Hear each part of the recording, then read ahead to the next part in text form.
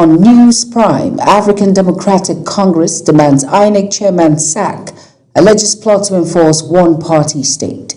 In business, President Bola Ahmed Tinubu approves reconstitution of Nigeria Commodity Exchange Governing Board. And on the foreign scene, Trump says United States close to completing Iran's mission, vows intensified strikes. And in sports, Nigerian Football Federation unveils new committees to ensure credibility in upcoming executive elections. Hello and welcome to all our viewers in Nigeria and around the world to News Prime on Global Television, coming to you live from the nation's capital, Abuja. I am Jumai Mansid. Now, quick reminder that Global Television is on DSTV channel 365. and Star Times Channel 276. Now the news info. The Federal High Court in Abuja has declined an ex parte application seeking to bar Senator Ireti Kingibe from participating in activities of the African Democratic Congress. Justice Peter Lifu, in a ruling, refused the request by some ward leaders of the party in Wuse Federal Capital Territory, who alleged that the senator had been suspended over anti-party activities. Instead, the court directed the plaintiffs to put the lawmaker on notice to enable her to respond to the allegations and join issues with them. Tensions continue to mount within Nigeria's political space as members of the African Democratic Congress, ADC, has staged a protest against the Independent National Electoral Commission, INEC, over its interpretation of a recent Court of Appeal ruling, which led to the withdrawal of recognition of the party's national chairman, David Mark. Ubong Usoro reports. The protesters who gathered at the ADC's National Secretariat in Abuja described INEC interpretation of the appeal court judgment as wrong and misleading, insisting that it does not reflect the true position of the court. The protest follows INEC's latest decision to withdraw recognition of former Senate President David Mark as the national chairman of the party, citing the Court of Appeal ruling. INEC says it is maintaining the status quo pending the determination of the case before a federal high court, and as a result, will not recognize any faction of the party or monitor its congresses and convention. David Itape, the National Welfare Secretary of the ADC, alleged that the ruling party is responsible for the destabilization of political parties in the country, claiming that opposition voices are being deliberately weakened. Nigerians are going to defend this democracy, the hard-earned democracy we fought for. We are going to defend it within the ambit of the law. Jackie Wires, Deputy Publicity Secretary of the ADC, says the party will proceed with its world congresses and convention plans, maintaining that nothing will derail its internal processes. Informed INEC, and we've told them we're organizing our conferences, and they've acknowledged our letters, and that's what's most important, that we do a credible and transparent Congress regardless of these distractions happening at the moment. The development has further heightened political tensions ahead of the 2027 polls, with the ADC rejecting INEC's stance and vowing to challenge the decision. Ubong Usoro for Global Television News. The African Democratic Congress, ADC, has accused the Independent National Electoral Commission, INEC, of working for the ruling All Progressive Congress, APC, by de-recognizing David Mark-led leadership. Again, Obong Usoro tells us more.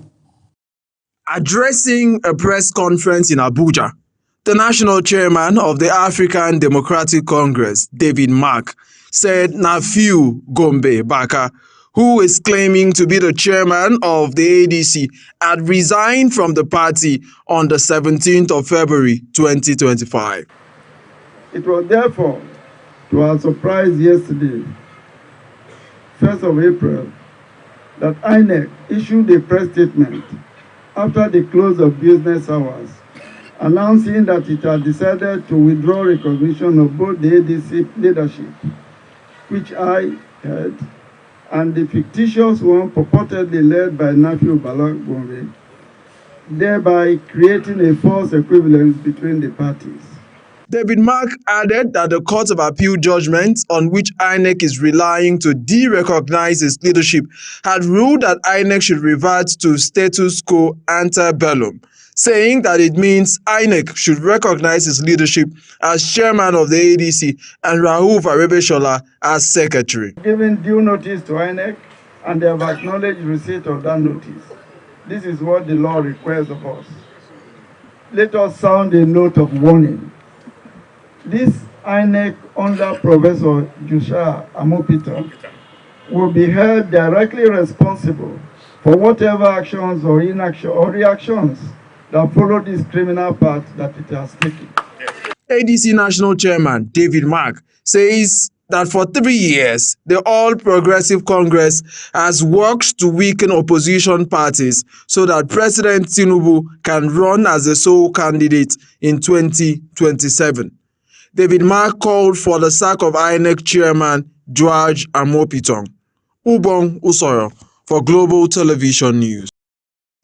Away from politics now, President Bola Ahmed Tinubu has arrived in Jos Plateau State capital on a condolence visit following last Sunday's attack in the Angwan Rukuba district that left at least 27 people dead.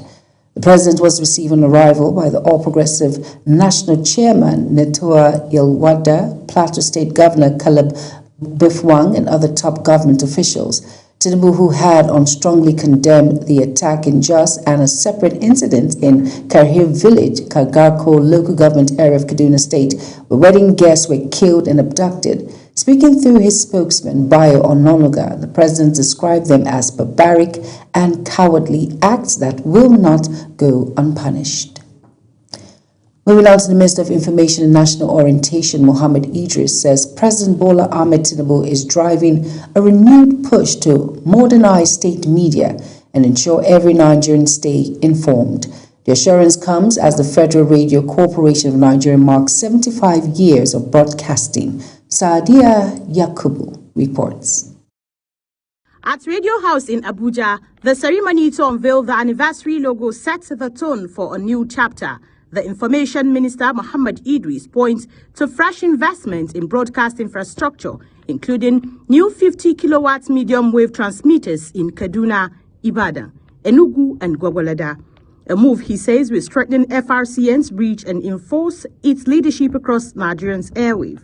The minister describes FRCN as more than a broadcast, a unifying voice for a powerful national voice for 75 years. 75 years of the Federal Radio Corporation of Nigeria, the companion of our independence, the witness to our journey, and the thread that weaves together our diverse stories into one national fabric. The Director General of FRCN, Dr. Muhammad Bulama, says the anniversary is not just a celebration, but a turning point, a renewed commitment to innovation, professionalism, and service. Dr. Bulama assures that FRCN will continue to evolve with technology while staying true to its core mandates of informing, educating, and uniting Nigerians. Your collaboration has been instrumental in our journey, and we look forward to building even stronger alliances as we go forward. To the government and people of Nigeria, we reaffirm our commitment. FRCN will continue to serve as a unifying force, a platform for dialogue, and a catalyst for national development, peace, and unity. As FRCN clocks 75, the focus shifts from legacy to leadership in a rapidly evolving media landscape. Saadia Yakubu for Global TV News. The federal government has declared Friday, April 3rd and Monday, April 6th, 2026 as public holidays to mark Good Friday and Easter Monday. Minister of Interior Olubunmi Tunji-Ojo made this known in a statement, extended congratulations to Christians in Nigeria and the diaspora by urging them to reflect on the virtues of selflessness, forgiveness, love, and forbearance as exemplified by Jesus Christ. The minister called on Nigerians to embrace unity, peaceful coexistence, and tolerance, stressing that Easter serves as a reminder of the shared values that bind the nation together and are essential for sustained national progress and social harmony. Moving on to the Deputy Speaker of the House of Representatives, Benjamin Kalu, is calling for a unified approach to fast-track the creation of an additional state in the southeast. He says collaboration, not division, will determine the success. National Assembly correspondent Anete Patrick reports. Deputy Speaker and Chairman of the House Committee on Constitution Review, Benjamin Kalu, is proposing a merger of ongoing agitations for Anim and Anioma states into a single unified entity, Animoma. He made the call while receiving stakeholders of the Anioma state movement, stressing that state creation requires broad-based consensus and cannot be achieved in isolation. Kalu emphasized the critical role of governors and key stakeholders across both the Southeast and South-South regions, noting that legislative backing alone is not enough. Who is joining us? Why should they join us? I've heard you talk about where the capital will be and where the capital will not be. That one is political. So we look at political element, we look at geographical element, we look at economic resourcefulness of that particular step that we want to take. We look at our history, our heritage. The Deputy Speaker urged proponents of separate state demands to embrace compromise, warning that disunity could stall process. He added that negotiations must also determine key issues such as the proposed state capital, insisting that dialogue and democratic agreements remain essential. Kalu reaffirmed the National Assembly's commitment to addressing the long-standing demand for an additional Southeast state, describing it as both achievable and necessary if stakeholders act with urgency and unity. For me, if you ask me what I want, what I will propose, I'll propose what will reflect the core indicators that we should look at in creating states: geographical location, geographical spread, the history of the people, the heritage of the people, viability. Leader of the delegation, Senator Ned Nwoko, said the visit was to appreciate the Deputy Speaker's support, while traditional leaders described the Anioma agitation as a long overdue effort to affirm identity and inclusion. Excellency, we are here as the people of Anioma. Anioma people are Ndigo. As far as we are concerned, Igbo Bofu, and they have come to express their support towards the creation of Anioma state. As calls for equity and restructuring grow louder, the push for an additional Southeast state now hinges on one message: unity or nothing. From the National Assembly, Anete Patrick reporting for Global TV News. You are watching the live broadcast of News Prime. News Prime continues after this weather forecast, plus business, foreign and sports stories on the other side of this break. Please stay with us. Thank you for joining us. Following a series of active storms across much of the country over the past 24 hours, as we can see on this satellite imagery, we are now seeing increased cloud cover, bringing slightly cooler conditions nationwide. So enjoy the refreshing change while it lasts. Looking ahead to Friday, much of the northern region will experience clear skies and plenty of sunshine. However, the central states are expected to see a mix of sun and clouds throughout the day. Down south, conditions will remain largely cloudy across the region, with a higher chance of evening rainfall, particularly across the southeast, the south-south, parts of Osun, Ondo, Edo, and parts of Delta State. We are also monitoring possible storm activity extending into southern Adamawa, parts of Taraba, Nasarawa, Kogi, and Benue State. And that's your weather forecast for Friday. Thank you for watching.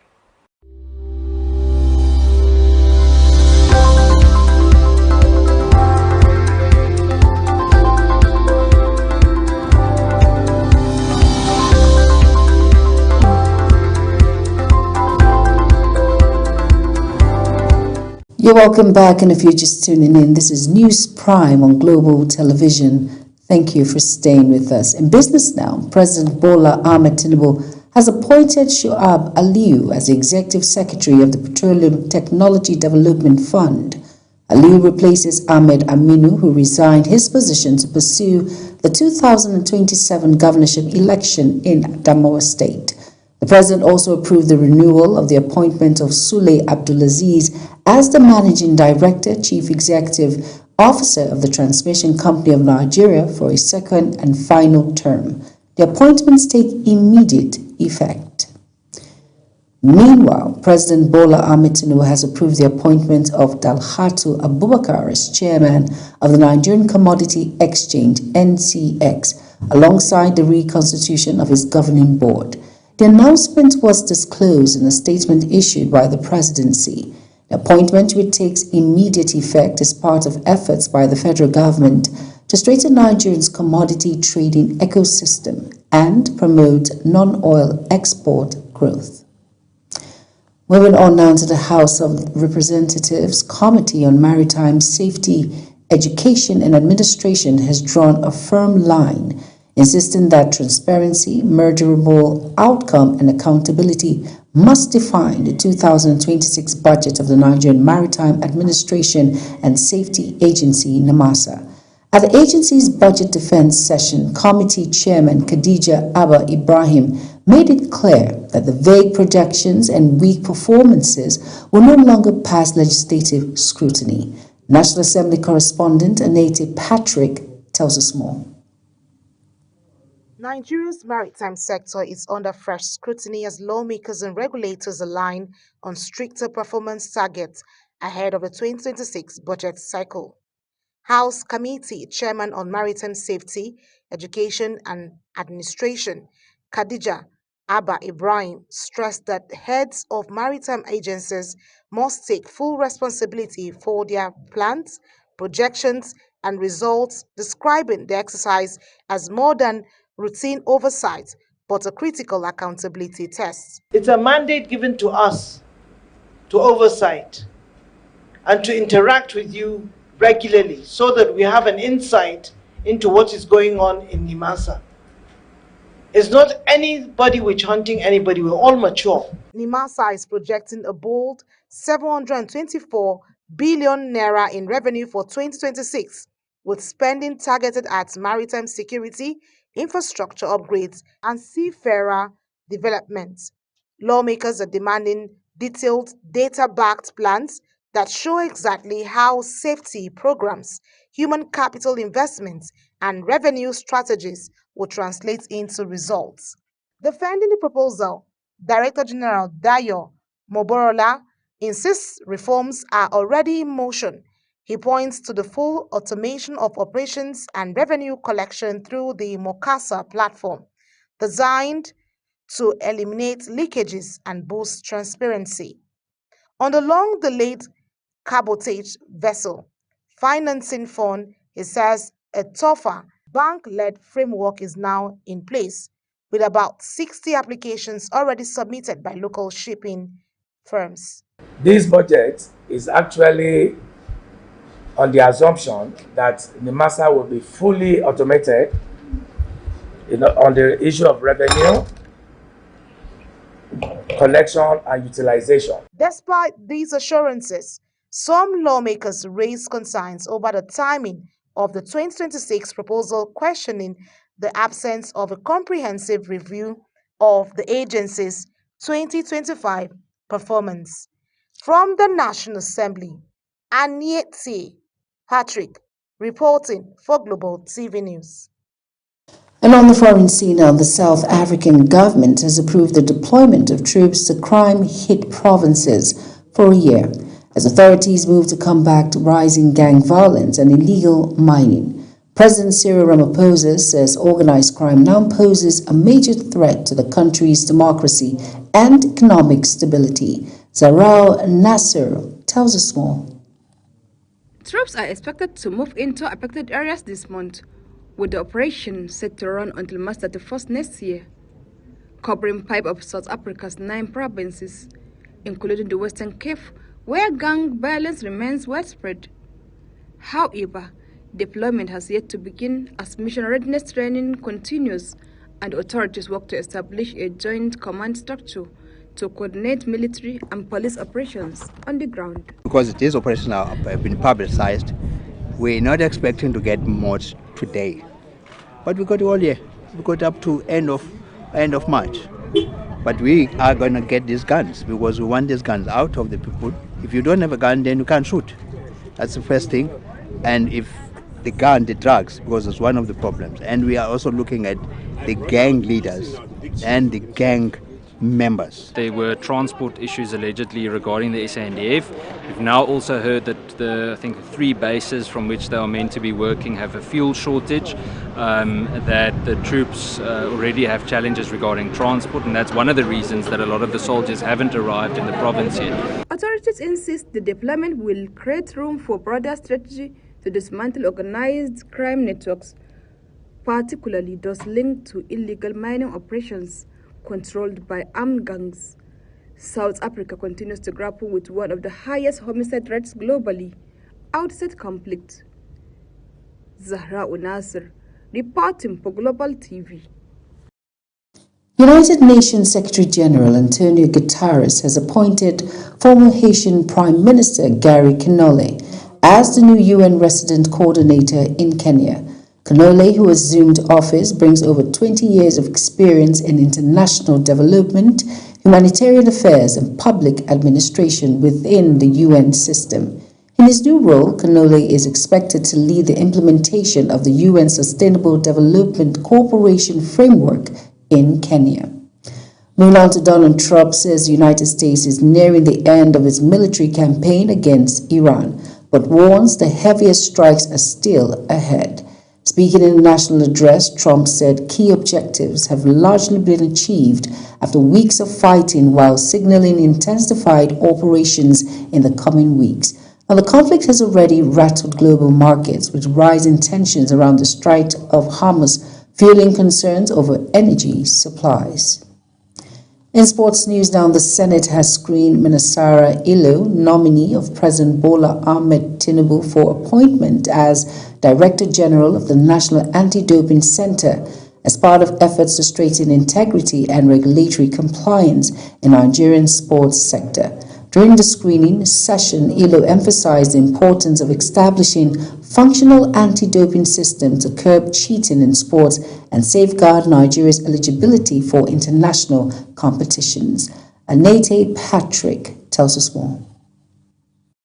The president's nominee for the Director General National Anti-Doping Center noted that global sporting standards now require countries to maintain credible anti-doping mechanisms, warning that failure to comply could expose athletes and national teams to sanctions. The United Nations decided through UNICEF that a collaboration would be necessary with the International Olympic Committee to stem the tide of cheating in sports. Also speaking, Director General of the National Institute of Sports, Philip Shoaibu, stressed the need for stronger collaboration among stakeholders across the sports ecosystem to reposition Nigerian sports for global competitiveness. He said revitalizing the sector would require coordinated institutional efforts and sustained policy implementation aligned with national development objectives.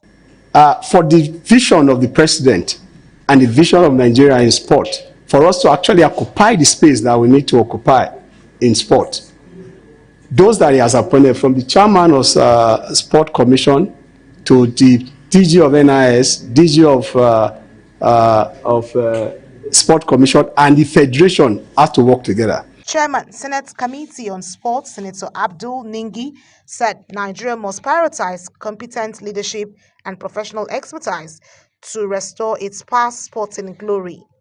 According to him, institutional reforms and strategic governance are critical to improving performance standards and enhancing Nigeria's competitiveness on the global stage. It is our desire as Senate Committee to give the President all the needed impetus, all the needed supports in order for us to move Nigerian sport to a greater height. Meanwhile, Chairman of the Senate Committee on Narcotics, Senator Ibrahim Dankwambo, raised concerns over funding and technical capacity, particularly regarding collaboration between the proposed center and the National Drug Law Enforcement Agency. From the recent data and statistics that we have had, use drugs, not only in sport, in criminality, even in politics. Responding, a lawyer disclosed that discussions were already underway with the NDLEA to leverage the agency's operational expertise and resources to support anti-doping enforcement and testing processes. The Senate committee is expected to submit its report to the chamber for further legislative consideration and confirmation proceedings. From the National Assembly, Anieti Patrick, reporting for Global TV News. Has inaugurated its Electoral and Appeals Committee ahead of the executive election slated for September 26, 2026 in Lafia, Nasarawa State. NFF President Ibrahim Musa Gusau charged members to carry out their duties without bias or external influence. Global TV sports correspondent Samuel Odi tells us more. With a strong premise of transparency and credibility, the committee unveiled at the Federation Secretariat in Abuja will oversee the conduct of polls and handle all related disputes. The Federation says the election committee are expected to ensure a smooth and widely acceptable outcome. Musa says the move comes amid growing attention from stakeholders including FIFA and CAF on the integrity of the electoral process. And you should all know, as the General Secretary says, this committee has a mandate of serving for a period of 4 years. Because why is it 4 years? We are going to actually, by the grace of God, conduct our election on the 26th of September this year, inshallah. Speaking on behalf of the committee, Musa Bukar assured Nigerians and global football community that the process would be free, fair and credible, stressing the exercise would set a new standard for football elections in the country. We do not take this appointment for granted. We would approach it with the seriousness that it deserves. And we assure members of the Federation, we assure all football-loving Nigerians, we assure the entire country that we will do our best, we'll work day and night, and deliver a free, fair, credible, and acceptable election. With the international community, FIFA, CAF, and stakeholders watching closely, the Electoral Committee promises that the process will be transparent and credible with global best practices. Samuel Odi for Global Television News. The Super Eagles will face Poland and Portugal in international friendlies in June as part of preparations for upcoming global competitions. A statement by the Nigerian Football Federation Director of Communications Ademola Olajire in Abuja confirmed the high-profile fixtures and described them as crucial tests for the team. Olajire said the matches would help the technical crew assess the squad against 10 European opposition. And that's it on News Prime. Here is a reminder of our top stories again. On Global TV News Prime, we brought to you that tension continues to mount within Nigeria's political space as members of the African Democratic Congress, ADC, has staged a protest against the Independent National Electoral Commission, INEC, over its interpretation of a recent Court of Appeal ruling which led to the withdrawal of recognition of the party's national chairman, David Mark. The African Democratic Congress, ADC, has accused the Independent National Electoral Commission, INEC, of working for the ruling All Progressive Congress, APC, by de-recognizing David Mark-led leadership. In business, we said President Bola Ahmed Tinubu has approved the appointment of Dalhatu Abubakar as chairman of the Nigerian Commodity Exchange, NCX, alongside the reconstitution of its governing board. And on the foreign scene, Donald Trump says the United States is nearing the end of its military campaign against Iran, but warns the heaviest strikes are still ahead. And finally, in sports, the Nigerian Football Federation has inaugurated its Electoral and Appeals Committee ahead of the executive elections slated for September 26, 2026 in Lafia, Nasarawa State.